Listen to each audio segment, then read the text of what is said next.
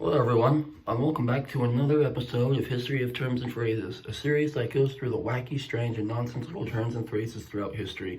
And today's term we're going to be discussing today is Average Joe. Average Joe is a term to describe someone that's a completely average person, primarily used in the North American region. This term, or specifically this term's meaning, was used in multiple phrases throughout history. The oldest way the meaning was conveyed, according to Wikipedia, the link in description, originated in Bologna during the Middle Ages, where a jurist named, or I hope I'm pronouncing this right, Nerio, wrote the term Titus et Gaius et Sopranius, which is Latin. And in English, it translates to neater, gayer, and more cheerful, which doesn't really translate to anything relating to the meaning of what we're looking for.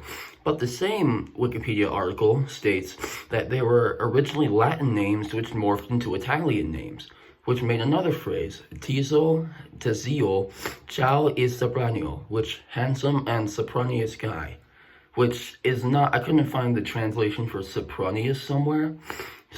But moving on, this is not like the meaning, what we're looking for. But I would say we're one step closer because it's describing, a person. But next we get even closer because the French use Pierre, Paul, or Joachim, I hope I'm pronouncing all this shit right, but which is basically the placeholder for the term we are discussing today, and is very similar to the English version of this phrase, every Tom, Dick, and Harry, which Burr's Dictionary of Phrase and Fables defines the term as a set of nobodies, persons of no note. The precise origin of the phrase in English is unknown, and the earliest known citation is from the 17th century English theologian John Owen, who used the phrase in 1657.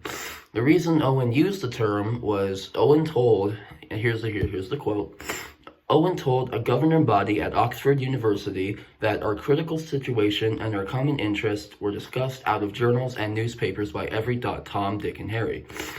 But, dear viewer, you might be thinking, why those names? Well, the reason the names in the phrase were used, because they were really popular in the Elizabethan time period in England, where Queen Elizabeth I ruled. Another piece of evidence is an earlier variation of the term in Shakespeare's Henry IV, Part 1 in 1597. But furthermore, I think that is why Joe is basically kind of used in Average Joe, because, it's a popular name. It has been like that for a long time, because I feel religion had something to do with it, because, Joseph is a name of Hebrew origin and means God will add, and Joseph is also used in the Bible as, being Jesus' dad. But actual statistics, according to verywell.com, link in description, said the name Joseph was extremely popular in the early 1900s, holding up a top 10 spot from 1935. It was most popular, it peaked in 1917, when it was ranked number 5 and made up 2.6% of male births in the US. But it did then fall out of the top 10 in the 1930s.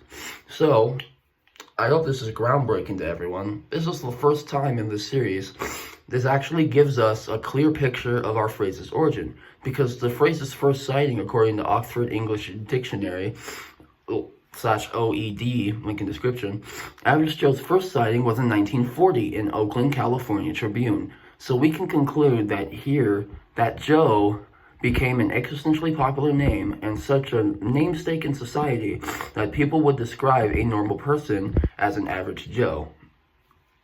I would say the term started being used, let's say when it was peaked in popularity in 1917. So, yeah, that's it for this episode. Thanks for watching, and I'll see you guys later.